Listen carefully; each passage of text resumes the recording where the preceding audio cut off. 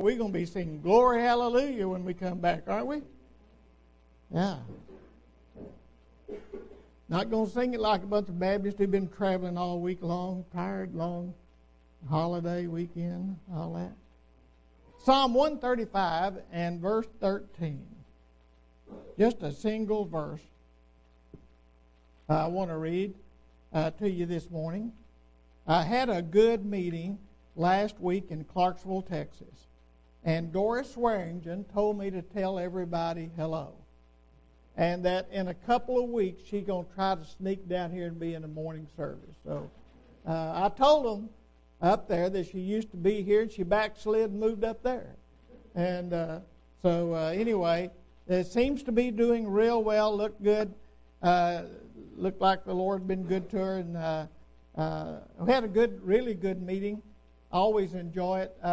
They had a lot of churches in that area, and some of them on Wednesday night dismissed their church in their service, so they all came over to the Friendship Baptist Church in Clarksville. And so we had a pretty big turnout. Nobody counted, but they had a pretty good house full. They said they could seat 250 easily, and so it wasn't that full, but there was quite a few there. It's always good to see a lot of people out. It seems like since COVID that the turnout coming out to the seminars has been more. We had a good group here, didn't we, of the community? And it seems like right now there's more coming out. I hope that continues on. Psalm 135 in verse 13, Thy name, O Lord, endureth forever, and Thy memorial, O Lord, throughout all generations. The Proverb 10 and verse 7 says, the memory of the just is blessed. This is a Memorial Day weekend, and it's fitting that we commemorate and honor those who have lost their lives fighting for our freedoms. And I just don't think, unless we have had family there, can really understand the price has been paid in the families at home and those that went off to war. Through all the perils, the toil, the pain, and the countless deaths of our finest young men and women, we have freedom to be here in this service today. And it may even come to a point in time we have to fight again to maintain this freedom. But freedom is not free. Freedom is always at a price, at a tremendous price. So anyway, when we honor those military men and women who died, I think we ought to add a category to that, and that's our policemen, men and women who have died in battle on the streets of our country, defending our citizens and sacrificing their lives for our property and our safety. I think they ought to be included in that. It was suggested in the young adult Sunday school class that in the fall this year that we ought to have a special day, a cookout day, maybe a Saturday, a cookout day, and that we honor all the first responders, from our firemen, our policemen, even our ambulance people, have a cookout for them, and they agreed that Brother Roy would be glad to cook the hamburgers. And so I should have mentioned that before I announced it publicly, but we volunteer him for a lot of things when it comes to cooking. And by the way, y'all know that next Sunday is our fellowship day. And don't forget about that, because we have a big cookout after the morning service. And I always look forward to that, because I like that. And I'm going to bring food too. See, even though Dottie's gone, I'm going to do some cooking, and I'll bring stuff. That poor girl's out in California this morning, somewhere out there in California, and they're supposed to be back next Sunday, so it's going to be a long week around the house. But anyway, she'll be back. Somebody was asking about her today, so no, she hadn't run off and left me. She hadn't moved out or anything like that. She just gone on a long extended trip with her daughter to take Dylan on a road trip for his his graduation. And anyway, Memorial Day is fitting that we commemorate those who have sacrificed themselves to give us freedom. Memorial Day was originally established on May the 30th as a memorial to the those that died during the Civil War. But now, since all wars, we've included all of them in this, but it was actually established as a memorial to those who died during the American Civil War between 1861 and 1865. And so Veterans Day that we have in November is not for the fallen, but to honor all military men, both living and have deceased. It's just honoring all of those who've been in the military. And so on Veterans Day, we'd ask all the veterans to stand, but on Memorial Day, we're honoring those that have died, and we can't get any of them to stand. So we don't do that. We don't ask you to stand today. Memorial Day was for the Civil War. Now, you know, originally the Civil War was a line between the North and the South over economic reasons. You see, in the South, the goods were a lot cheaper, and in the North, there were the trade unions, and the cost of goods was a lot higher, and so the Northern trade unions was mad at the Southern folk because our goods were a whole lot cheaper, and they were using slave labor in the South and union labor in the North. So the North imposed a tariff on the Southern states' goods. So if you wanted to ship something out of the Southern state to the North, they added a major tariff to it, a tax to it, and so the South was rebelling against that. So it ended up over the cheap labor from the slave business, and for that reason we fought in that Civil War. Now, I had some of my grandfathers, distant, that were involved with fighting for the South. They were in the Confederate Army. But when all is said and done, and all of this other tariffs and all that stuff is one thing, but as far as slavery is concerned, I'm glad we lost.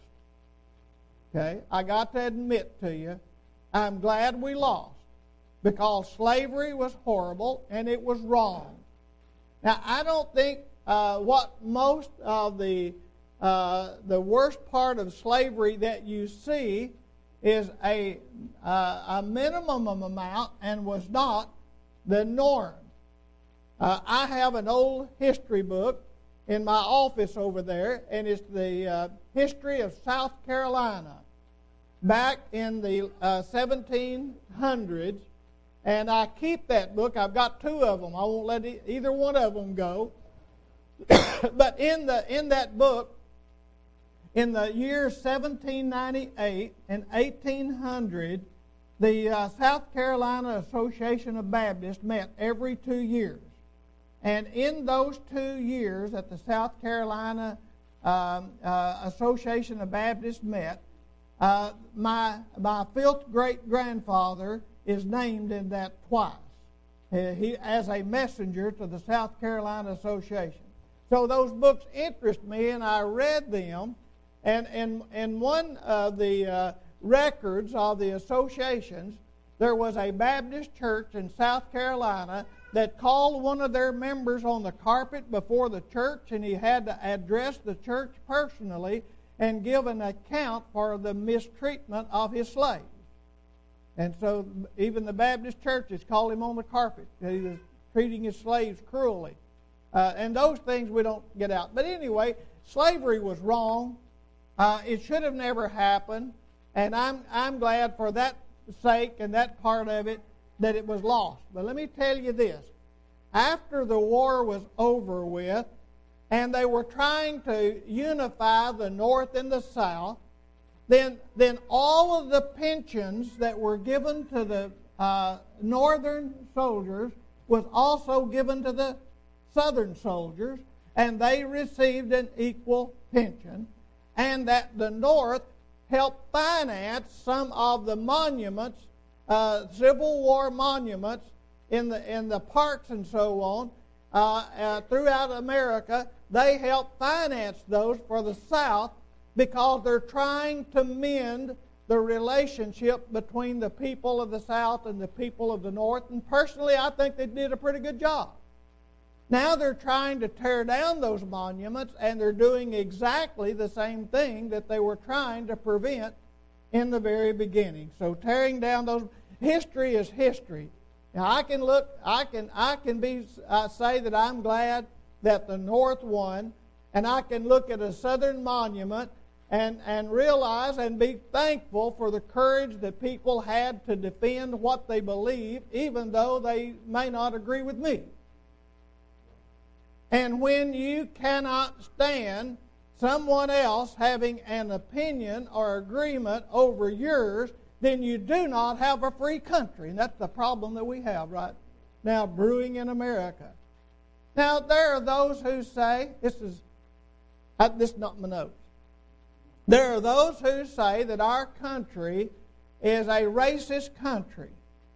And the only people that I find racist are some of these politics who cry racism every time somebody disagrees with them. They're the racist. Listen, I have noticed that when we have visitors in our service that are a different culture and a different birthplace than the majority, we treat them better than any other guest that come in. I'm glad we do. I'm glad we do. Everybody's welcome. Any color, any country, anybody is welcome in our service. And I'll fight for their right to do that. But I notice sometimes when people, we've had some black visitors, and y'all treat them better than anybody else. Keep it up, all right? I commend you for it. They're welcome here, aren't they? We are not a racist congregation. I do not associate with the racist crowd. I despise the Ku Klux Klan as much as anybody does, and I despise some of the Black Lives Matter because they're just as evil. All right, they're both on the wrong side as far as I'm concerned, and so I don't have anything to apologize to anybody for. I treat everybody the same, and I believe that we ought to have the equal quality. So that wasn't even my note. See, that's free. Y'all get a lot of free stuff here. But anyway, slavery was caught in the middle. And so after a while, they worked to mend the relationships between the people of the North and the South by respecting each other's view, even though they disagreed. And if we've got churches out there, and I don't believe what they teach. We got some across the street. It's false teaching, but I respect them, and I'll fight for them to have the right to worship as they want. I'll be the first to defend them. One time years ago, Brother Benny Bogard pastored in Little Rock, Arkansas. And they had an atheist to come to town, and he was stirring up trouble in the community, saying there is no God, your church. You know what they did? They arrested him and put him in jail. You know who bailed him out? Benny Bogard went down and bailed him out. Said he has a right to believe what he wants to believe, because if he doesn't have the right, then they won't recognize our right. And then he publicly challenged him to a debate. He wouldn't do it to discuss it, but to discuss their differences. But anyway, we ought to respect each other, even though we don't believe the same, or dress the same, or eat the same foods, or have the same culture. And honestly, I like the idea of having different cultures. And it's all right with me that other people in our country, they have a culture different than ours, and they like to worship together. And with the people of their culture, I don't want to break that up. I think it's a good thing. And so I like, when I go to Japan, I like to eat Japanese food.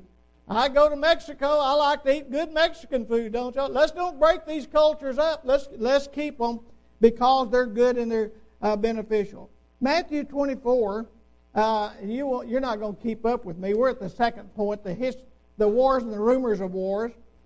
In Matthew 24 and verse 6, it says, "And ye shall hear of wars and rumors of wars. See that ye be not troubled. For all these things must come to pass, but the end is not yet. For nation shall rise against nation, and kingdom against kingdom." So we're going to have a Memorial Day until the Lord comes back, obviously, because of the wars that are going on in the world at one time. There is, at every time period, every year of man's history, there has been a war going on in the world. Somewhere in the world, countries are at war. And you know what is kind of ironic? I read this. I didn't verify it, but I'll just take somebody's word for it. That I have read in the histories of all the wars that's been going on in the world and all the battles and all the skirmishes, that from the birth of Christ till 33 A.D. is the only time there is no recorded warfare going on in the world. It was the freest time that the world's ever seen. Now, I haven't checked it out, so I don't hold me to that. I might change my mind on it. But our world is in one perpetual war somewhere in the world. Even America. You know, I got a list. You can find anything on the internet. So I wrote down a list of all the wars that America has been involved in. You're not going to believe all this list of wars that America has been involved in.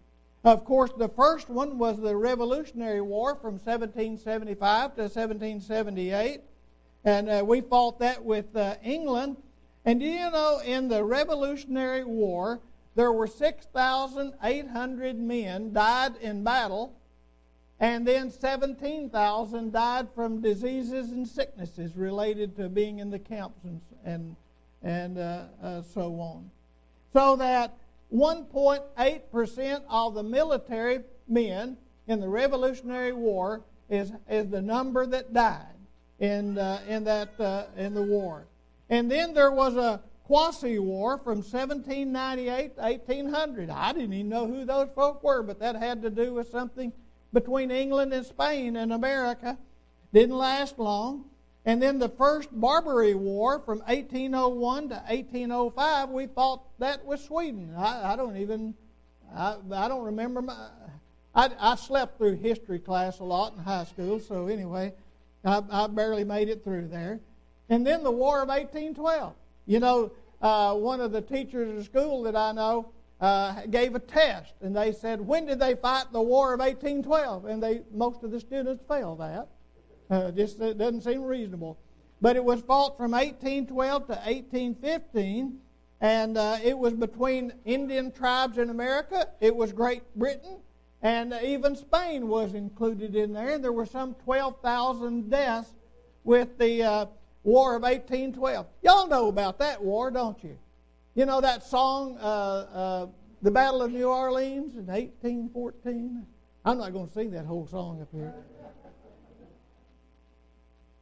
Then there was the Mexican-American War from 1846 to 1848 with Mexico. The American Civil War from 1861 to 1865. We only had 20 years in between all of these, hardly.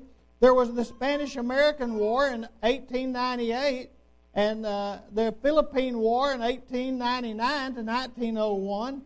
The Boxer Rebellion 1898 to 1901, there was a war that we participated in Nicaragua in 1912, World War I in 1917, Russian Civil War that we participated in 1918, World War II in 1941, the Korean War in 1950, War in Lebanon in 1958, the Vietnam War in 1962, we fought again in Lebanon in 1982, Grenada in 1973, Panama in 1989, the Gulf War in 1990, Afghanistan, we fought in there, and I don't know if we're ever going to quit that one. The Iraqi War in 2003, Pakistan in 2004, and somewhere we've been fighting ISIS ever since, haven't we? War, almost continually going on that we're involved in one way or the other, or helping someone else in their war. And let me say this. You know, Israel got into the Palestinians attacked Israel. Israel did not attack them. And somebody said that if the Palestinians lay down their arms, there will be peace. If the Israelis lay down their arms, there'll be annihilation. And that's exactly right. And so in the process of Israel having a tremendous defense system that saved their lives, and in order for them to attack the leaders of their enemies, there were some civilians that were killed because I'll call them nothing but cowards when the leaders of the opposition use women and children as a defense shield. You're a pretty good coward, you know. And they got... But I want to ask you something. When you have civilian casualties, collateral damage we call it, why are their lives worth any more than our 18, 19, 20-year-old finest young men that we got? Aren't their lives just as important? I think they are to it. So I don't think we want to give up any of them. Why do we have wars? James says in chapter 4, verse 1, "From whence come wars and fightings among you?" Ask a question. He says, "Come they not hence, even of your lust that war in your members? Ye lust and have not, ye kill and desire to have and cannot obtain, ye fight and war, yet ye have not." It's one group wanting to have what another group has that they fight. That's the trouble on the streets. That's all the way to the trouble of countries. That's the trouble that we have with political leaders and governmental leaders, is wanting that which they do not have the right to. You know, man seeks to be his own God. And he wants God out of the picture. He wants to throw God out of his life. And that's part of the problem. Man rejects the idea of sin and personal responsibility. Somebody else is guilty. A man's not guilty. Society is. The state, the society, the family. Everybody's guilty parties. So we got to destroy them. And the most troubling is the supporting this philosophy that would say that man is basically good, and that there's no God, and that there's no church or any institution of authority, and that man is going to be his own God and control his own destiny and do his own thing, whatever it is. And of course, his heart's filled with lust and a desire to be in control over others. So this rebellion and lawlessness is the result of man's nature. And long as man's here, we're going to live with it. That's the way it is. And you know, we can contribute to the problem a little bit by listening to some of these psychologists tell us how to raise our kids. And I'm going to tell you, my wife, school teacher, my daughter's a school teacher, my daughter-in-law's a school teacher. You know, Brother Bo, when I was a kid growing up, I was taught to respect my teachers. And it didn't matter whether they're right or wrong. And so I grew up, if my teacher told me, "Bobby, sit down, shut up," and I did hear that.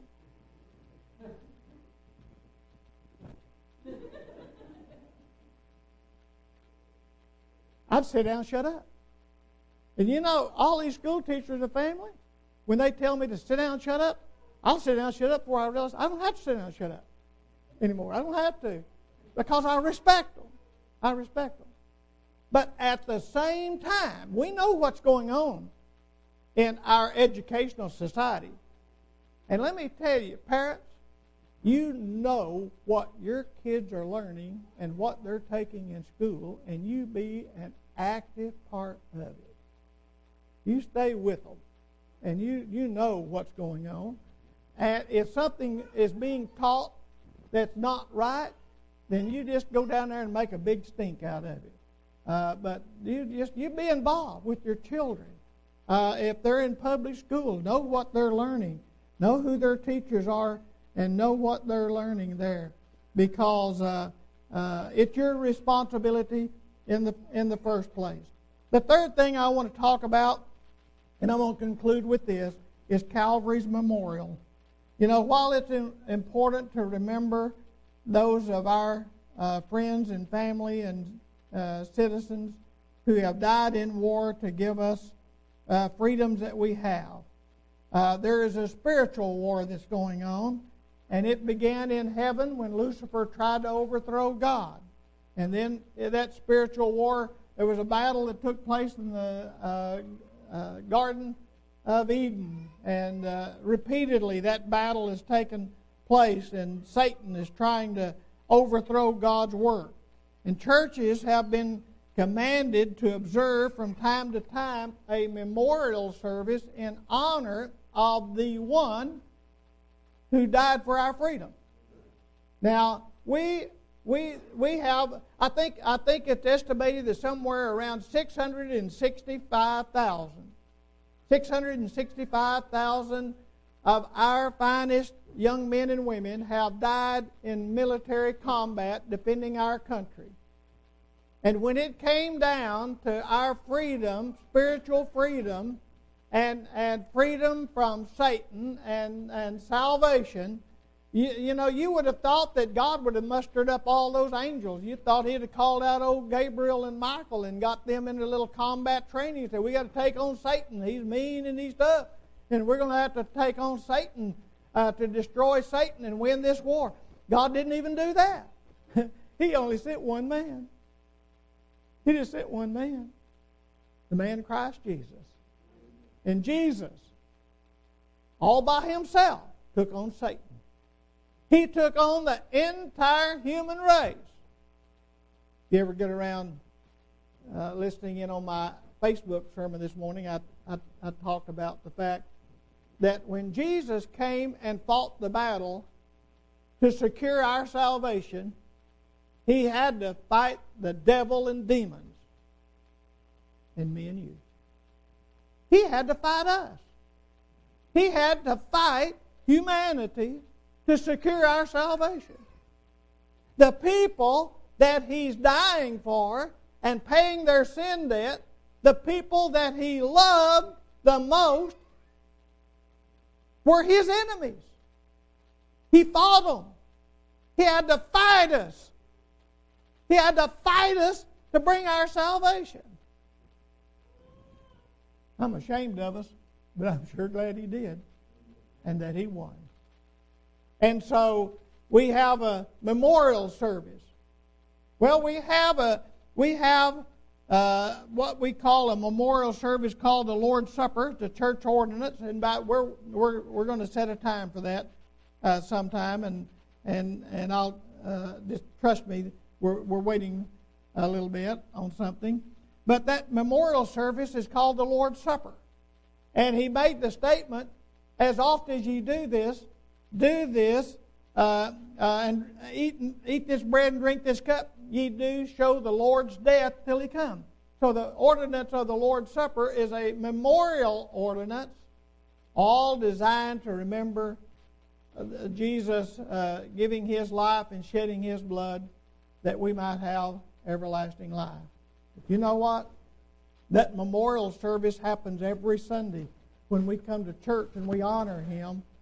When we come here, we honor Him by our sacrificing our energy, our time, and our opportunities to do other things. We sacrifice those to come here to show Him we love Him.